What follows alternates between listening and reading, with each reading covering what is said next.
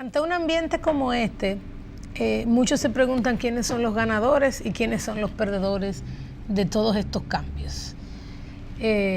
Ante las situaciones de inestabilidad política es muy fácil ver quiénes son los ganadores y perdedores.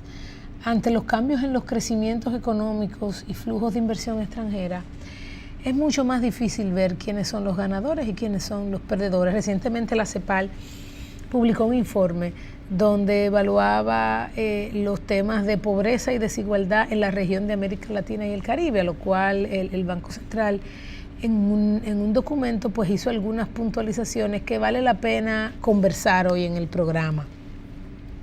En países como República Dominicana, que han estado creciendo muy fuertemente, es de esperar, quizá, aunque el crecimiento económico no es un síntoma de mejora para todos, quizás es esperable sentir que va a haber una reducción en la cantidad de pobres y al mismo tiempo una mejora de la calidad de vida de esos más pobres. A eso uno le puede llamar un desempeño económico exitoso, donde no solamente hay crecimiento, sino que hay crecimiento para todos y quizás más fuertemente para los que menos tienen.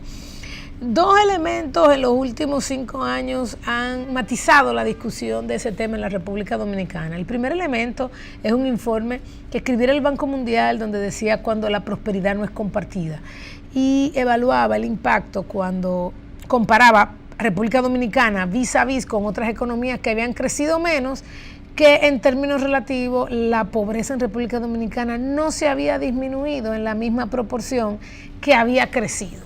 O sea, decía, mira, pero países con un crecimiento económico de la mitad del tuyo tienen reducciones de pobreza similar a la que tú estás mostrando, República Dominicana. Esos países, evaluando los últimos 10, 15 años, si hubiesen mostrado estas tasas de crecimiento, regularmente se ve una reducción de la pobreza que es mucho más fuerte. Y eso fue un documento bastante controversial que se estuvo ventilando en los últimos 3 años en República Dominicana. Eso por un lado. Por otro lado, ha estado toda la discusión sobre el impacto de las políticas públicas en ser un buen factor de redistribución y si esta prosperidad no compartida, como dice este documento, se ha debido a fallas del mercado per se no bien atendidas por las políticas públicas, a una mala gestión del gasto público y también ha estado, digamos, toda esta discusión sobre la mesa. Es importante destacar que lo que estamos viendo en la reducción de pobreza en el documento del Banco Central, donde se ve, digamos, que en el año 2000 habían 2.6 millones de pobres y en el año 2017 hay 2.6 millones de pobres. Sin embargo, en el año 2000 había una población de 8.4 millones de personas y en este año ha habido una población de 10.2 millones de personas, con lo cual la tasa de pobreza efectiva entre el año 2000 y el año 2017, estamos hablando de 17 años, ha caído desde 31%, 32% hasta 25%, alrededor de 6 puntos porcentuales. Claramente, si tú cortas en el año 2003, 2004, que hubo un deterioro económico importantísimo en la República Dominicana, tú vas a ver que la pobreza redujo desde 50 a 25%. Bueno, lo que pasa es que ahí hubo un elemento muy puntual y muy particular, o sea, no hubo un impacto en pobreza que haya sido estructural, con lo cual la recuperación económica rápidamente iba a rescatar a estas personas que estuviesen ahí. Por eso la comparación 2000-2017 yo creo que es un poquito más apropiada. En esa época, en estos últimos 17 años, el crecimiento de la economía ha sido ciertamente quizá de los más grandes de América Latina, en promedio por encima del 5,80 o 6%. Ciertamente uno debería esperar quizá que entonces esa reducción de la pobreza hubiese sido más drástica. Ahora, estamos hablando ahí de la pobreza monetaria, de la pobreza que la gente, el ingreso de la gente determina su nivel de pobreza. Ahora vamos a ver desde el punto de vista del gasto social. En ese mismo periodo sucedió la implementación de la reforma de seguridad social.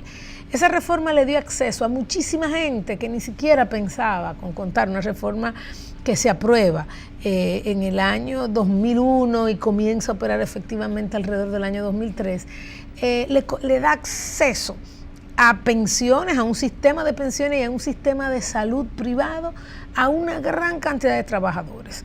Estamos hablando en esa época, de unos 3.5 millones de personas trabajando, 3.3 millones de personas, de lo cual la mitad, alrededor de 1 millón, 1.2, accedió rápidamente a seguridad social. Eso tiene un impacto en lo que se llama la calidad de la pobreza. O sea, nosotros ajustamos por el nivel de pobreza efectivo, no por el que te da tu ingreso, sino por el nivel de pobreza de la calidad de vida que tú tienes. Por otro lado, el incremento en el gasto de educación, donde muchas familias comenzaron los niños a recibir un desayuno escolar que no tenían, que eso efectivamente es como un ingreso adicional para el hogar, tienen unas tandas extendidas y un acceso a la educación, tienen mayor acceso a la educación.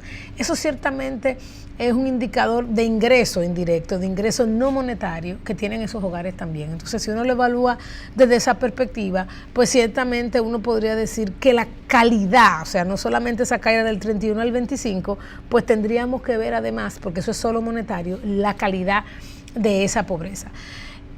Si ese gasto social está haciendo ciertamente su impacto, los indicadores de distribución de la renta deberían ir cambiando paulatinamente en el tiempo. ¿Por qué paulatinamente en el tiempo? Cuando uno evalúa la capacidad de los más pobres de salir de la pobreza, esto toma un tiempo bastante amplio. La pobreza se define como una escasez de activos. ¿Qué es eso? Una escasez de activos. Tú eres pobre cuando no tienes activos con lo cual tú puedas producir riqueza. La pobreza se caracteriza porque el pobre no tiene activos, y dentro de esos activos ni siquiera el capital humano es uno de ellos. Entonces muchas veces tú no tienes activo físico, pero si tú tienes el activo de capital humano, entonces ciertamente vas a tener la forma de ir saliendo poco a poco de la pobreza en el tiempo, y por eso la educación es un elemento tan importante. Ahora, esto toma tiempo, porque esto es un aspecto generacional. Desde el chico que comienza a educarse desde muy joven o que no deja la educación secundaria hasta que se convierte en un ente productivo y entra a un terreno donde quizás sus padres no pudieron llegar. Entonces, los cambios en distribución de la renta son mucho más lentos quizás que lo que nosotros pudiésemos ver de los cambios en pobreza. El documento del Banco Central muestra que ha habido, digamos, de manera consistente, o sea, desde quizá mediados de los años 2000, 2005, 2006, ha habido una reducción significativa en lo que nosotros entendemos que es la distribución de la renta. Ahora, ese cambio se ha dado también de la mano, ese cambio en la distribución, se ha dado de la mano con un elemento interesante. O sea, nosotros en la población encontramos 3 grupos, o 4, los muy pobres, los pobres, los de clase baja, vamos a poner 5, clase media y ya clase muy alta. Siempre ha habido una queja de que los de clase media son los que no le llega esa bonanza. Los de muy alta tienen muchos activos, que son los que invierten y empujan la economía. Los de clase media son quizá muchas veces los mucho más educados. Y ya los de clase más baja, pues son los que están teniendo un nivel de educación media y van avanzando.